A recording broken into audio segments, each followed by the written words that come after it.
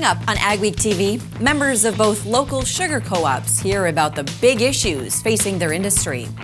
Some soybean growers are concerned about a change that could cost them some major export markets. And canola gets its turn in the spotlight. Growers enjoy another record year.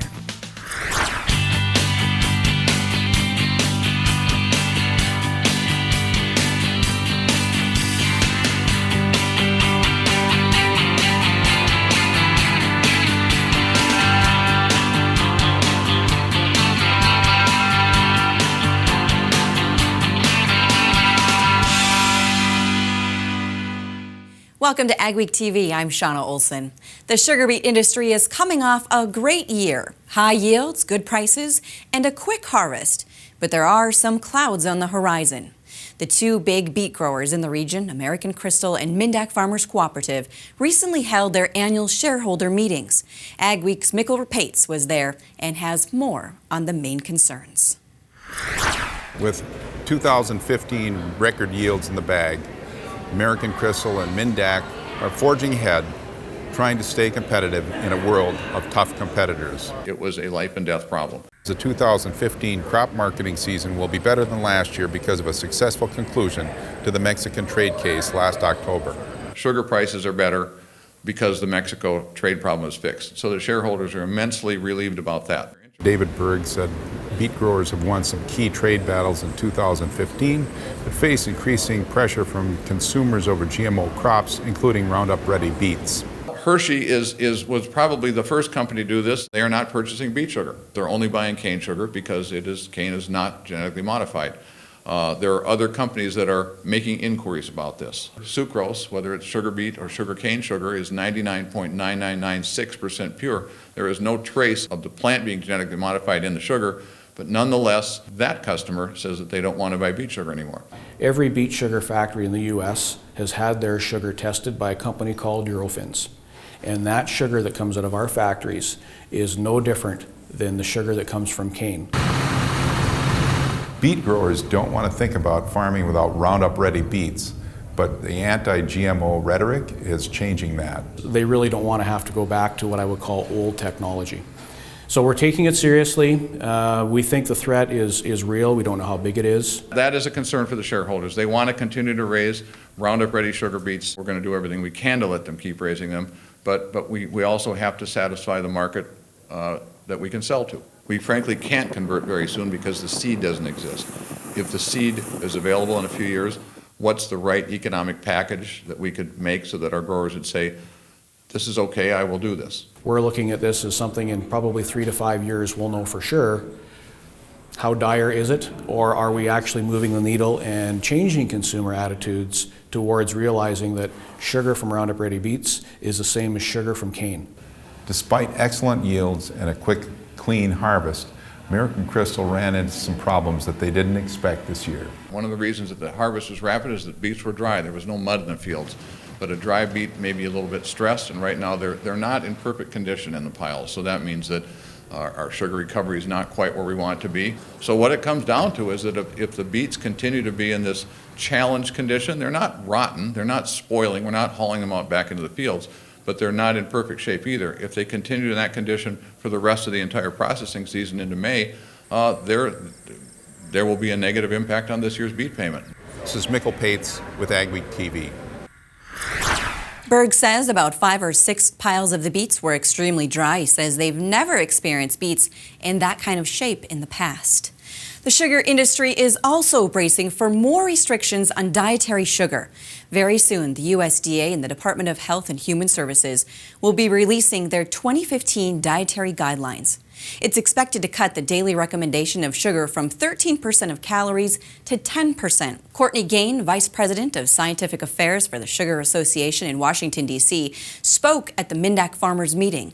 She warned there's an increasing and rapid trend toward the restriction of sugar in food guidelines, but she says it's not always driven by science. Currently, we are in an environment where decisions are being made in hopes that the science will follow, and it's more of a public health approach where if there's a little science affecting a small part of the population, let's use that, versus using clinical trials and more of the standard high level of evidence that's used to prove cause and effect. So it's political, highly political, but everything is.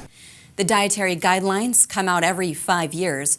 Dropping added sugars to 10% could equate to 2 million tons of decreased sugar used a year. The United Soybean Board has made a change that some fear could cost growers a big piece of the export market.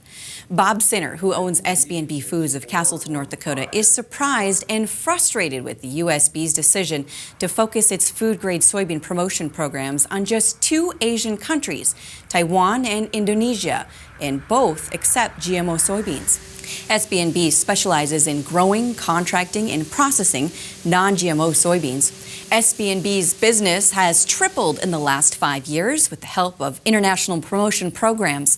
Sinner says the majority of the world food-grade soybean exports go to customers that want non-GMO soybeans. Big customers include Japan, China, and India. We're really concerned about the process and how they arrived at this, because they're walking away from a significant market. These are issues that we cannot back away from. We can't walk away with our food promotion programs in these important markets. This is a big supply of U.S. soybeans. Half the money collected from the National Soybean Checkoff goes to USB, and half is used locally. Up next on AgweekTV, making the most of volatile cattle prices, there is a bright spot.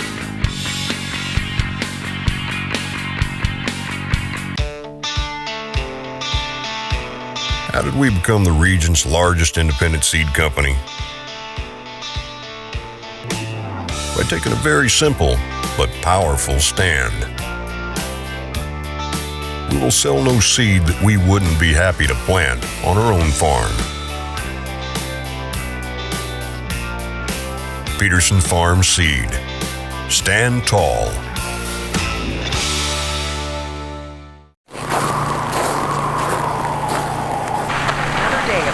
Temperatures from Grand Forks all the way to Williston, so stay warm out there. It'll never start. It'll start. When the last thing you need is equipment that won't start, turn up the heat with a portable Honda generator from Home of Economy.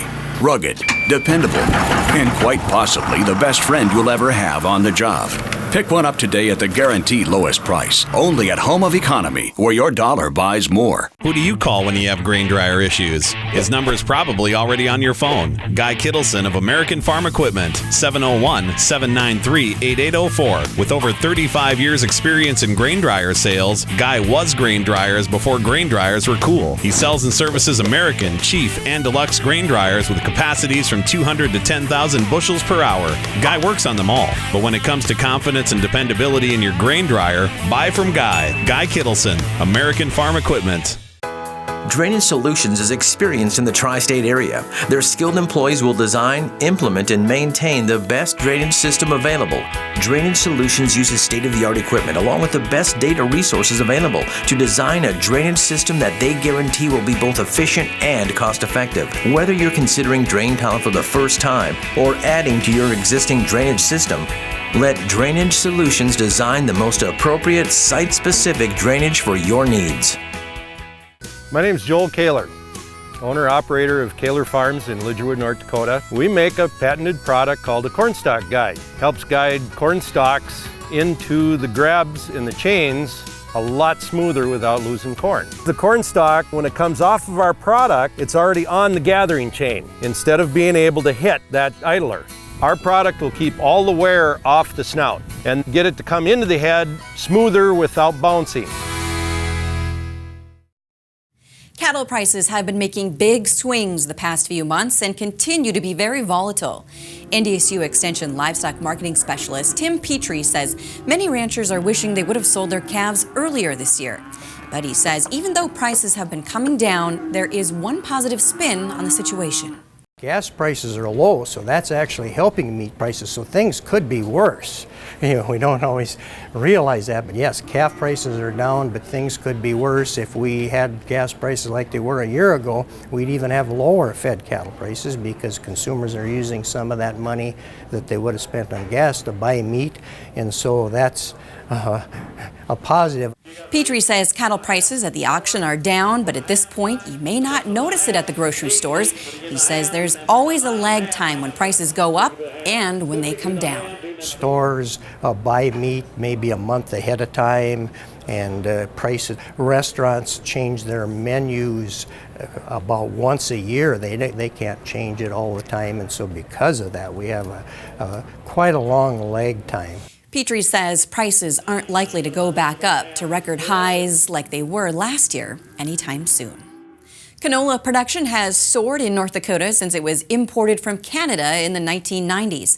Cavalier County, near the Canadian border, leads the U.S. in canola production. In fact, 95% of the nation's canola is grown in North Dakota. The seeds are crushed into a healthy oil. Agweek's Jonathan Knutson recently attended the 19th annual Canola Expo and has more. Canola is king here in Langdon, North Dakota. Most farmers grow it, and they grow a lot of it. The annual Canola Expo here gives producers and others a chance to learn more. Well, we came off of a very good year in 2015. We had record production, record average yields, even though a lot of people had to replant the canola due to the frost situation. So just an incredible year for canola. Really pencils out well for a lot of growers. Many growers from the 2,500 to over 3,000 pound range for canola, and we've certainly got continued strong demand U.S.-wide for the oil, and we certainly see a lot of good opportunities for another good year in 2016 for canola. Chemically, rotationally, it's simple to do and simple to raise for us. Canola is a fascinating crop. So much progress has been made in growing it in this part of the country over the past 25 years. Now, industry officials say the best is yet to come. For Agweek, I'm Jonathan Knutson. Canola was developed in Canada. In fact, the name canola comes from the combination of Canadian oil and low acid. Well, farmers aren't planting as much barley as they used to. Barley has dropped about 300,000 acres a year since 1987. Steve Edwardson with the North Dakota Barley Council says barley is more of a specialty crop. It's used mostly for malting, a process used in brewing beer. There may soon be more opportunities for North Dakota barley growers. Edwardson says Coors, Heineken, and Constellation are looking into doing more business in the state. Craft beers are a significant area of market growth, growing by approximately 12% a year over the past decade. Will our warm winter continue? The weekly outlook is up next on AgweekTV. And later, another use for technology to tackle ag issues.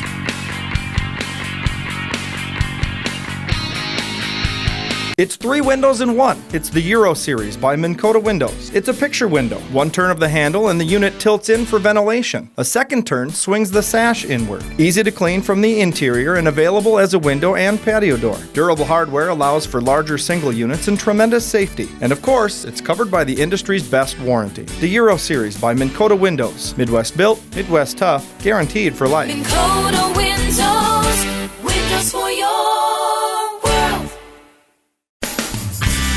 Pronovost snowblowers, just what you need. Lots of standard features and 33 models available in the colors you want. The high level of manufacturing and performance standards assures you of owning the superior, most advanced equipment.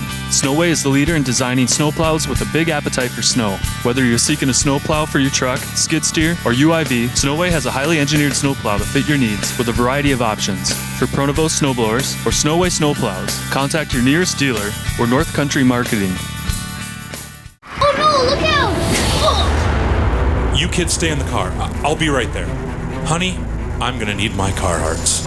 When you pull on a set of Carhartt Extremes from Home of Economy, it's like wrapping yourself in a suit of armor, which can come in handy because sometimes being a parent feels more like being a superhero, and battling the elements is just another part of the job. Find your Carhartt Extremes at the guaranteed lowest price, only at Home of Economy, where your dollar buys more. Where do you go for the latest news in agriculture? Agweek Magazine. reaching over 30,000 farmers and ranchers in North Dakota, Minnesota, South Dakota, and Montana. Agweek provides the most up-to-date information on the markets, the trends, and the people who make it all happen. We're your source for news, not fluff. Dependable, trusted, Agweek. Subscribe today by calling 1-800-811-2580.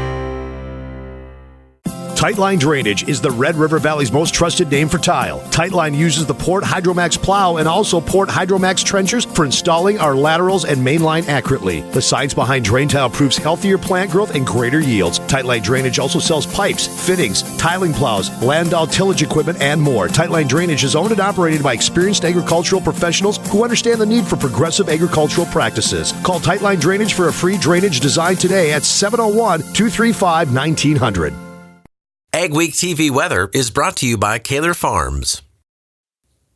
Welcome to the weather portion of Agweek once again. I don't know if you've noticed, but the weather pattern across the country, and especially in our part of the country, has become a bit more active. And we'll see that in the jet stream this week. Of course, the crazy stormy weather in the Pacific Northwest the last few days, that should gradually kind of taper off. But there's a powerful jet stream working its way across the country. This weekend, there will be areas of severe weather in the southern states, courtesy of a strong low-pressure system down in the southern plains. The mild weather that we've had in the northern plains, the Dakotas, Minnesota, for much of the, well, for the entire winter so far, that's beginning to shift off to the east. Colder weather is beginning to build up into western Canada. It's not dropping south at any kind of a crazy speed, but our weather's going to turn a little colder this week. The first low moving up out of the southern states will weaken as it moves into the Great Lakes, but a second one along this little core of jet stream by the middle part of the week looks like that will be moving out in a southwest to northeast, a classic storm pattern, and that is expected to bring some rain and snow to the Midwest, probably snow on the north side of the low. Not likely a super heavy snowfall, but some substantial moisture. 1/4 to 3/4 of an inch of moisture possible, I think, in the core of that system. So that will be a little snowstorm. Meanwhile, the colder weather will continue to slowly drop southward into the central and southern parts of the prairie provinces, and there I think it will by and large stay. The low will then move on off into the Canadian Maritimes. Powerful jet stream across the southeastern states, still looking like an El Nino, but things are shifting a bit.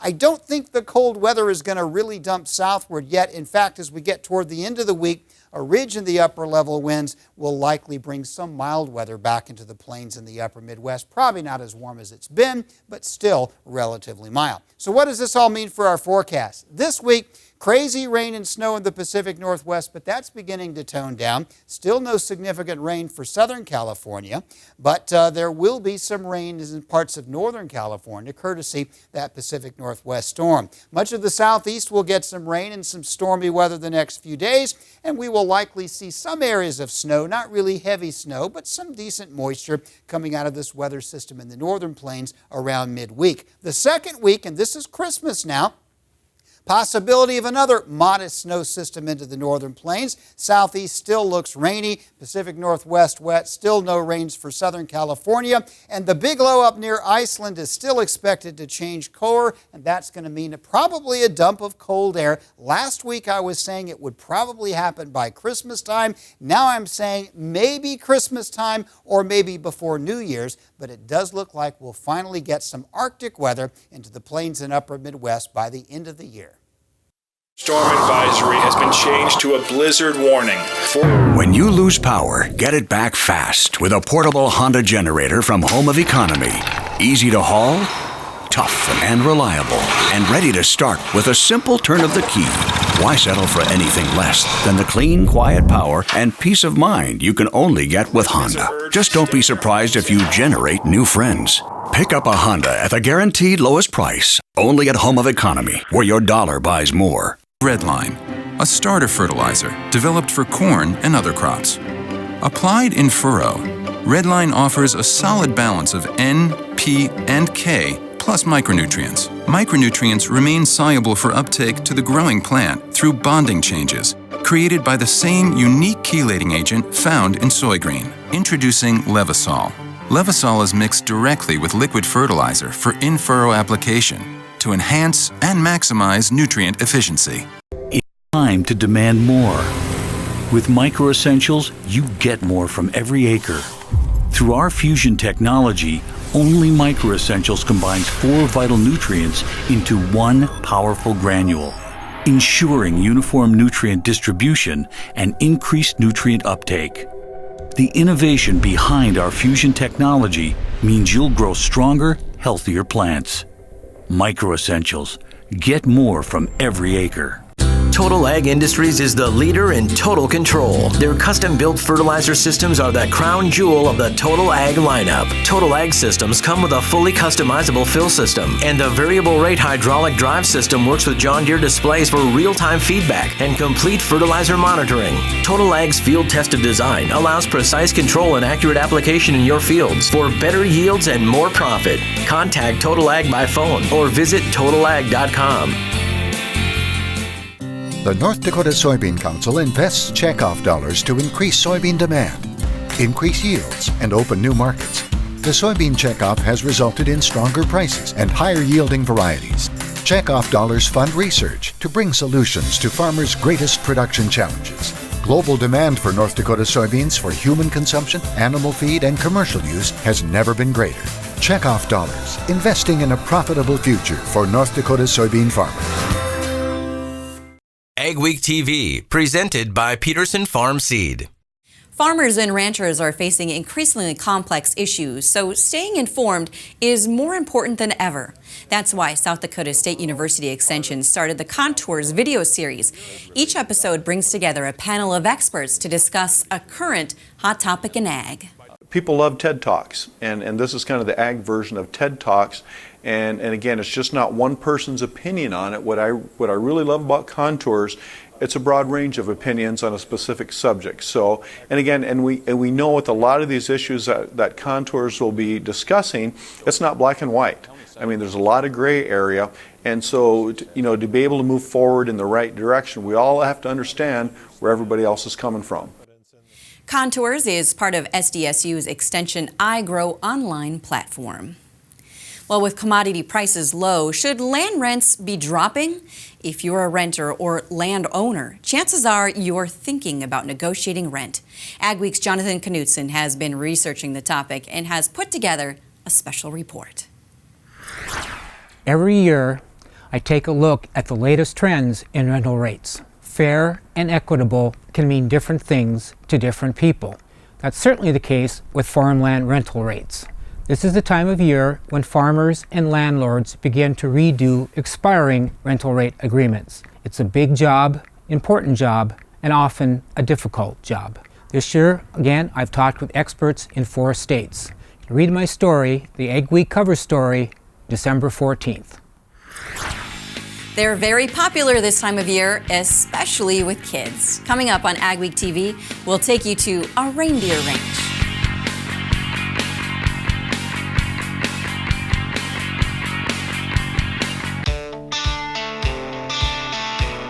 How did we become the region's largest independent seed company?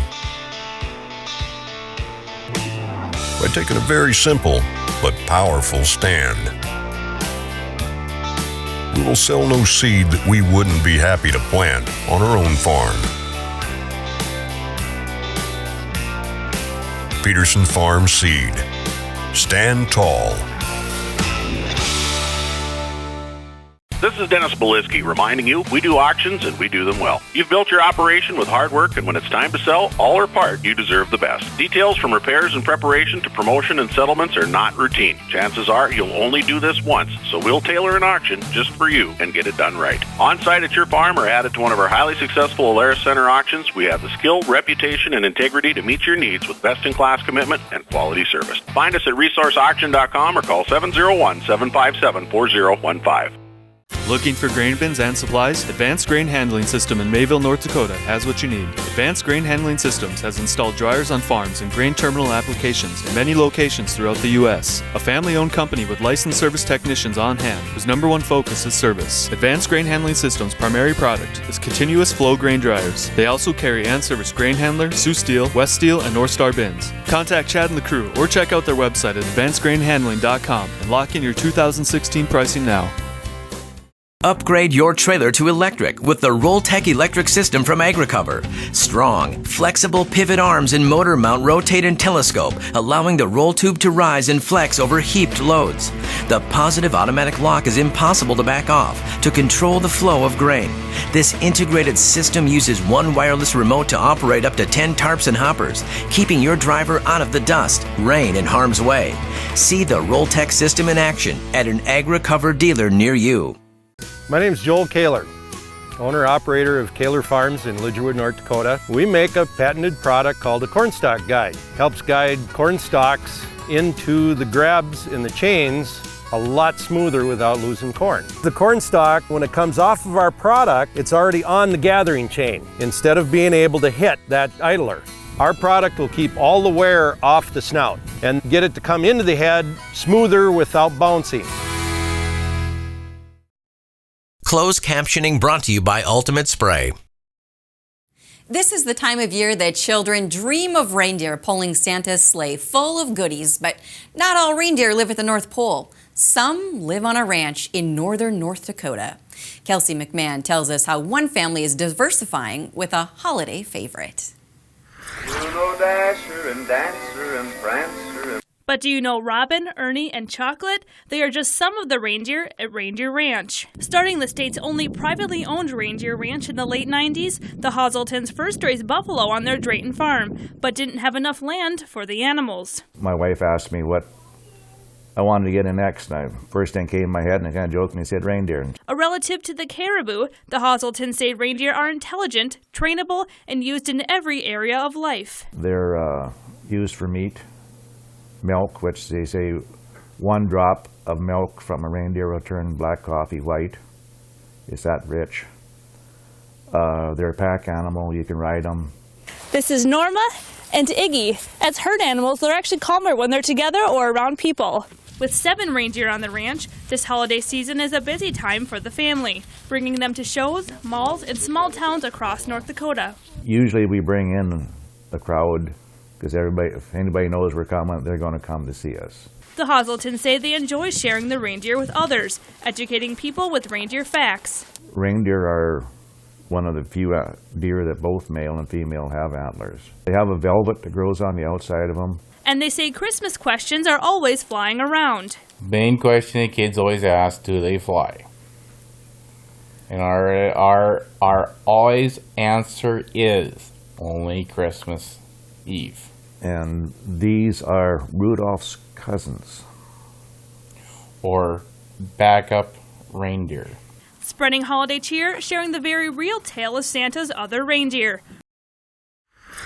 And here are a few fun facts about reindeer. Reindeer and caribou are the same thing. There are 2 major groups of reindeer, the tundra and the woodland. And reindeer have the widest feet out of all deer species, which of course is good for flying. This week's photo of the week comes from the Agweek office. The staff decorated a tree with miniature Agweek magazines, farm animals, and machinery. If you want to see your ag photos on AgweekTV, email us your photo, your name, and a description of what's going on in the picture to photos@agweek.com. Thanks for joining us for this edition. For all your ag news, go to agweek.com. We'll see you back here next week.